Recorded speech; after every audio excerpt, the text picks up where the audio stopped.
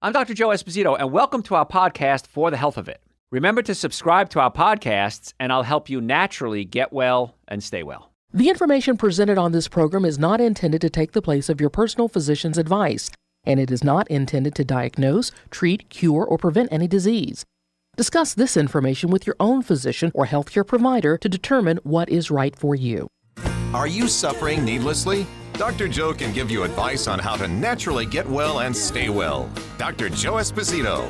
Hey folks, Dr. Joe Esposito here. This week we're going to be talking about alcohol and how it affects your body. Now this is important. If you ever listened to my shows in the past, I talk about the 7 deadly sins of nutrition. And the 7 deadly sins of nutrition are alcohol, meat, sugar, dairy, coffee, soda, and artificial sweetener. And I know most of you said, oh my gosh, that's my whole diet. I'll starve if I can't eat alcohol, meat, sugar, dairy, coffee, soda, and artificial sweetener. I know. But once we break it down for you and we give you logical reasons why you shouldn't be doing these things, hopefully you'll say Dr. Joe was right, as most people do. And then you'll be able to make some changes. And I know it's hard to make changes. I understand that. You don't have to do it all at once. But I want to cover alcohol today because I'm blown away how many people drink. Now, I don't drink. I haven't had a drink since I was 28 years old. And it's not that I was an alcoholic. I just realized I didn't like the way I felt when I drank. And I was on vacation. I remember I was in Anguilla. And they sent a bottle of champagne to the room I was staying in and broke it open, had a glass of champagne, and I didn't feel good that night, and I didn't feel good the next day. And I thought, why am I doing this? Why am I doing something that makes me feel bad? Everybody jokes about it, hangovers, I feel rotten, I can't go to work. Why would you do something on purpose that's not good for you? So I thought I'd do a whole show on alcohol today and discuss it and hopefully get you to open up your eyes and say, maybe there are things I can do. Now, if you're going to drink, here's the rule. For every drink you have, I want you to have 3 glasses of water. And the reason is alcohol is a diuretic. When you put alcohol in your body, you have a chemical in your brain called antidiuretic hormone, or vasopressin. And what happens is vasopressin prevents you from peeing. Now, we're all producing vasopressin, otherwise we pee all day. When you drink alcohol, it shuts down or slows down your production of vasopressin, so you pee so much. That's why if you drink 1 beer, you pee out 3, right? People wonder, well, why am I peeing so much? It's the vasopressin shutdown. And that happens because the body is so smart. The body says, I have to get the alcohol out of my system. Because alcohol destroys what? Brain cells. How many people knew that? How many people forgot that? I know, from college days, right? But alcohol destroys brain cells. Your brain controls everything. And as a chiropractor, our job is to make sure your brain and your nervous system are working properly. And if you're drinking alcohol, you're damaging the brain cells.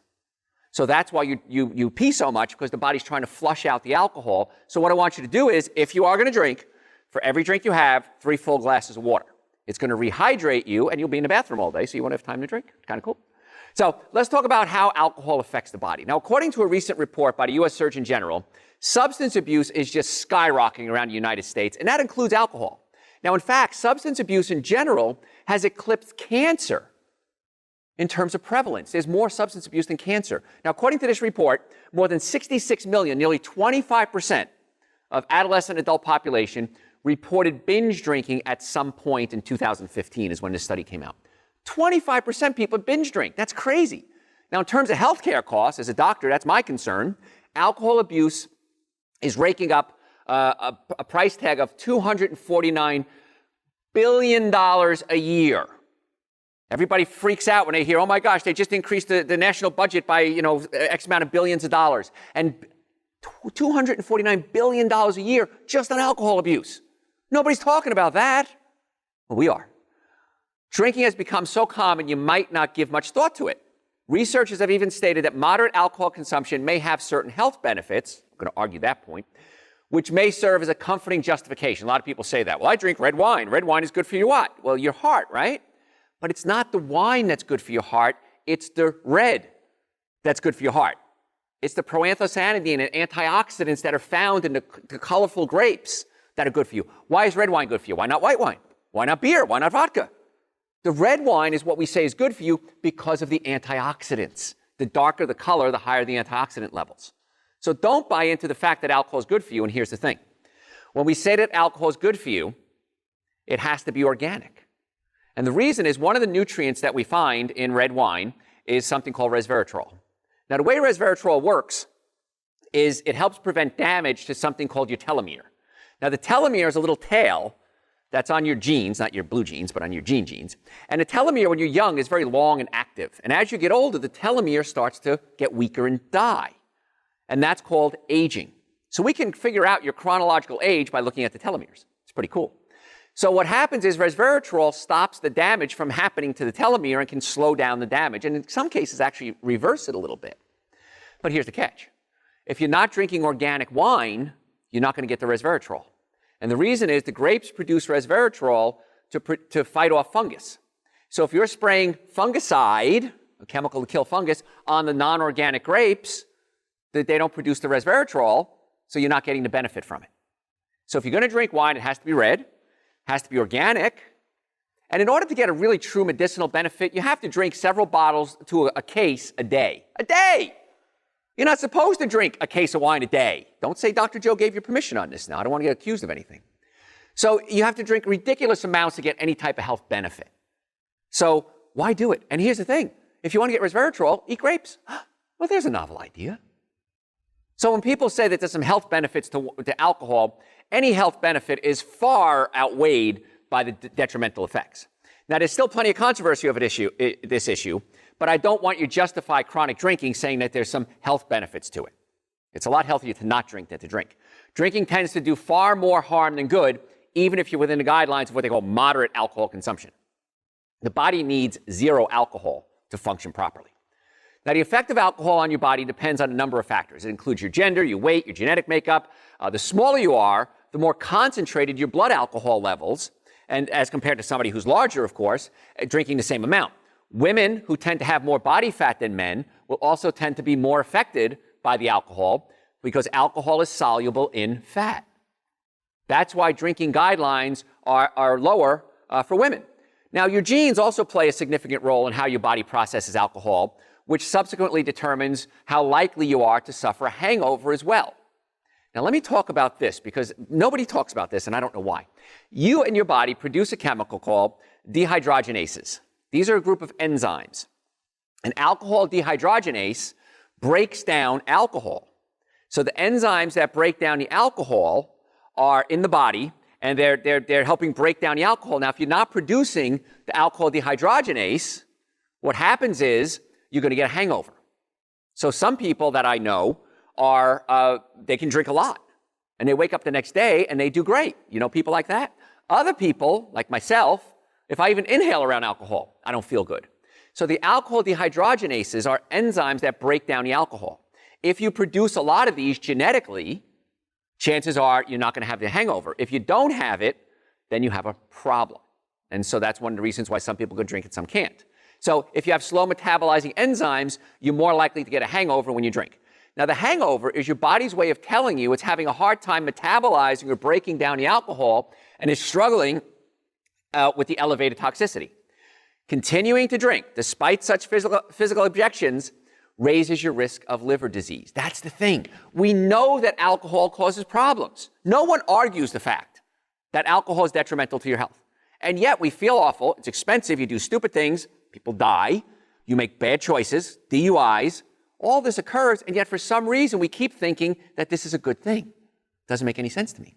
So your genetic profile predisposes you to not suffer from hangovers, again, if you're producing these enzymes. That does not mean you can drink without physiological repercussions. It's happening. You may not feel it, but it's happening. Now, breakdown products of alcohol are what causes the most biological damage. And those byproducts are produced even when your body metabolizes the alcohol quick enough to avoid the toxic hangover. That's what causes the hangover. And also, we said that when you drink alcohol, you urinate a lot, right? You drink 1 beer, you pee out 3. So you're dehydrating yourself. So the brain is shrinking. When you drink alcohol, you're flushing out vital nutrients, vitamins, minerals, and nutrients being flushed out of your system. So there's a lot of repercussions that have to happen when you drink alcohol. You can't get away with it and just can't do it and get away with things. So alcohol depresses your central nervous system, which slows down communication between your brain cells. Now, my team of doctors and I were chiropractors. Our job is to make sure your nervous system is working the best it possibly can. So if you drink alcohol, it destroys brain cells. A little bit of alcohol, a little bit of brain damage. A lot of alcohol, a lot of brain damage. It affects something called the limbic system. And that's the part of the system that controls emotions. And that's why alcohol consumption lowers your inhibitions. You think you're good looking, you think you're sexy, you think you're strong, you think you can dance. It's affecting the limbic system, which then lowers your inhibitions. Now, your prefrontal cortex In your brain, there's a part called the prefrontal cortex. That's a brain region associated with reasoning and judgment.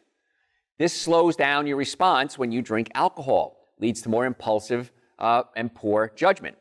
Now, the prefrontal cortex is not fully formed until you're about age 25. Let me explain this to you. Your brain is growing, and you're developing this part of the brain, the prefrontal cortex, and the brain develops from back to front. So the front of the brain forms last. Now, the prefrontal cortex it helps you make good decisions. This is why children are severely affected by alcohol. And if you're under 25, you're 18, you're going out drinking with your friends, 21, drinking with your friends, you're going to do some really stupid things because your brain's filter isn't formed yet. So you're not able to make good decisions. It's impossible. You don't have the prefrontal cortex to make those decisions. So at higher doses, the cerebellum, which is the back part of the brain, plays a role in muscle activity, and that can be impacted. This leads to dizziness and loss of balance and loss of motor control, muscle control. Over time, even over a short period of time, as short as 1 month, that can cause damage to the muscles. This is why you fall down when you drink. What happens is your cerebellum is very vascular. It has a lot of blood vessels in it. And so when you drink, the blood vessels, the alcohol is really affected because the blood is bringing the alcohol to the cerebellum, and that's when you start getting off balance. And that's when you start making bad decisions, and that's when you can't control your motor functions. So we know the physiology. We know what happens when you drink alcohol, and it has to happen. And I have some friends that drink a lot. And I know if we go out, they'll drive to the party, I'll drive home. We've been doing this since college. And they know the consequences. And why would you do something that you know is going to be detrimental to your health? Emotionally, physically, psychologically, financially, there's no upside to doing these things. So let's discuss some of the health issues that are related to alcohol consumption. It increases liver stiffness, which increases your risk of liver cirrhosis. Now, if you've ever taken a piece of chicken liver or beef liver, you know what it feels like. As you drink, the liver gets harder. Now, everything you eat, everything you drink, everything you breathe is filtered through the liver. And so if the liver gets clogged up, you're not circulating properly through the liver, and that causes problems. Your liver's clean out waste products, helps with hormone breakdown. So the liver is always going to be affected when you drink. It diminishes the formation of memories. There's the type of alcohol is ethanol, and ethanol can build up in the brain. This is why you may not remember what you did while you were drunk. Doc, I passed out. I don't know what happened. Well, it's because the ethanol toxicity in the brain. Alcohol also causes your hippocampus to shrink, which affects your memory and your learning. The hippocampus is a part of the brain that controls memory, so it can actually start to shrink. It promotes systemic inflammation. If you've listened to my shows before, I'm big on reducing inflammation because every disease known to man has an inflammatory component. So if you're drinking, it's going to increase what's called systemic or whole system inflammation. And studies have shown even a single binge causes dramatic rise in inflammation. So in other words, your body reacts to the alcohol in the same way as it reacts to an injury or an infection.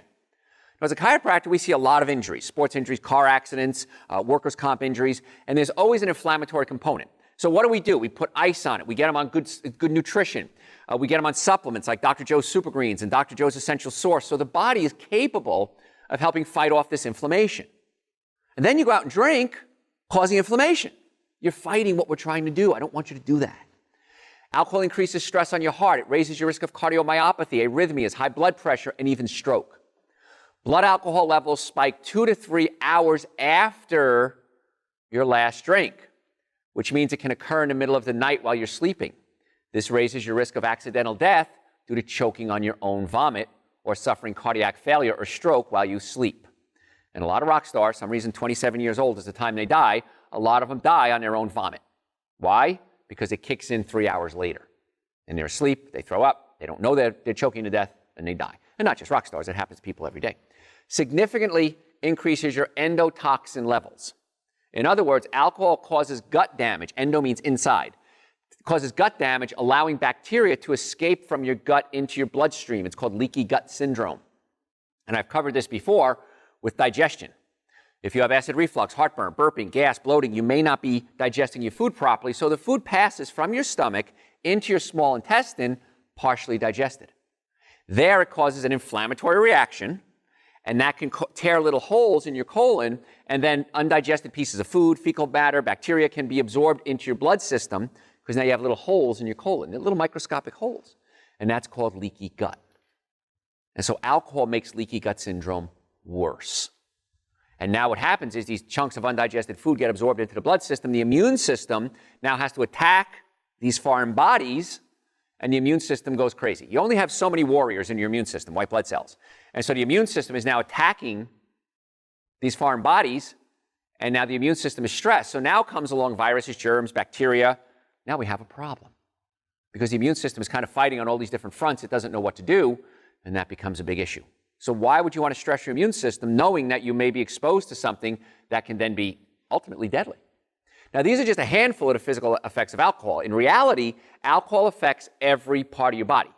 In terms of chronic disease, studies have linked excessive alcohol consumption with increased risk of poor immune function, which raises your risk of most diseases because of the leaky gut syndrome, and it also slows down your immune system.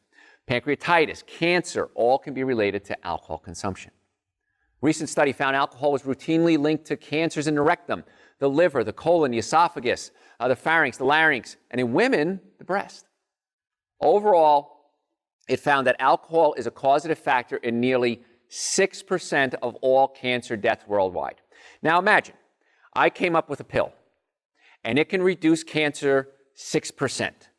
It would be on every news report. It would be all over the world. Oh my gosh, I'll pay anything for that pill. How can I get that pill? And here I'm telling you how to reduce your risk by simply 6%.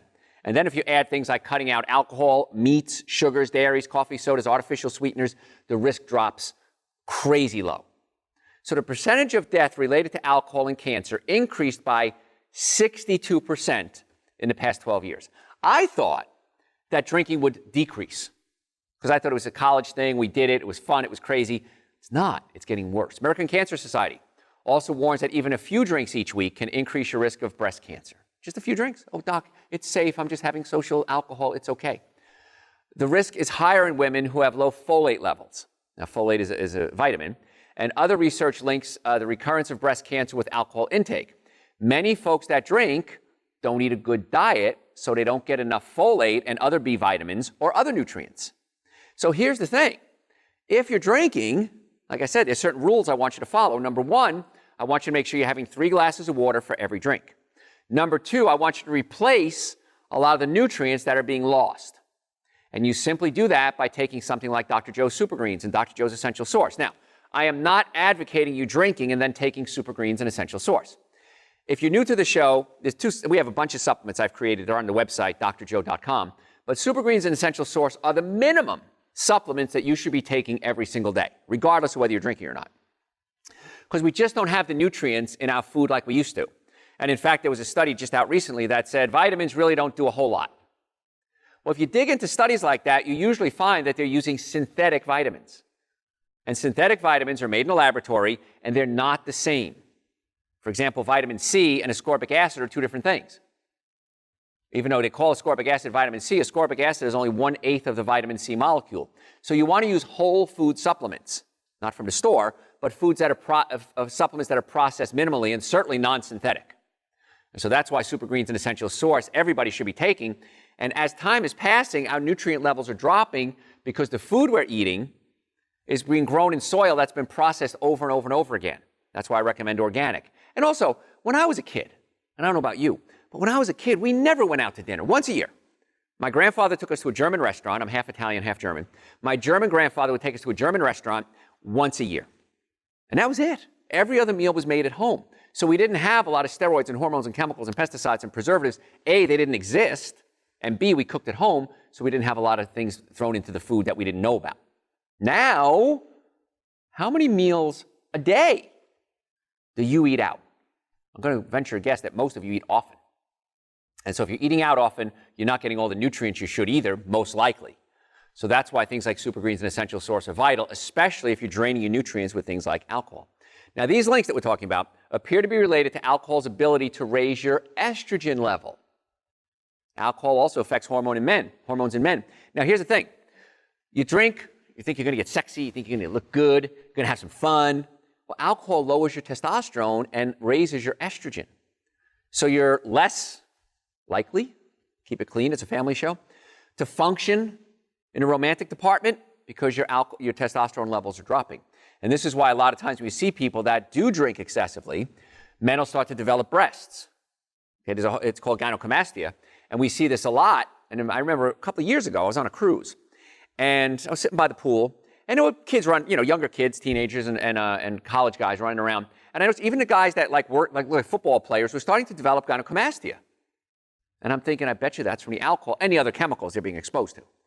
So chronic alcohol use is associated with testicular failure, male infertility. If you go to my website, drjoe.com, we did a show not long ago on men's health issues. And one of the things is that we as men in North America, are 50% lower in our sperm count than men 30, 40 years ago.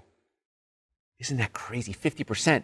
And if this trend continues, Europe, North America, sterility is going to become the norm. And the only people that are going to be able to make babies will probably be people that can do in vitro fertilization. That's scary. Now, it's not affecting South America and Africa. So now we have to be concerned as to what's going to happen, because it's affecting some men and not others. And so we'll probably see a shift. We won't be alive to see it, but we'll see a shift in the population because we in North America and Europe are killing our sperm. And alcohol is one of the reasons we're doing it. So you'll see feminine symptoms in men, like we said, the gynecomastia, they contain biological phytoestrogens. Phytoestrogens are plant estrogens. Some studies suggest that if you have been diagnosed with breast cancer or prostate cancer, and especially if you're overweight or postmenopausal, it would be a real good idea to cut back or eliminate your alcohol intake. Because fat produces estrogen. Fat becomes a living, breathing organ. And so when you put fat into the body, it produces estrogen. Estrogen, in turn, causes you to lay down fat, which then produces estrogen, which causes you to lay down fat. So this is why when you're fat, and I used to be fat, so I can say the F word. I used to be fat.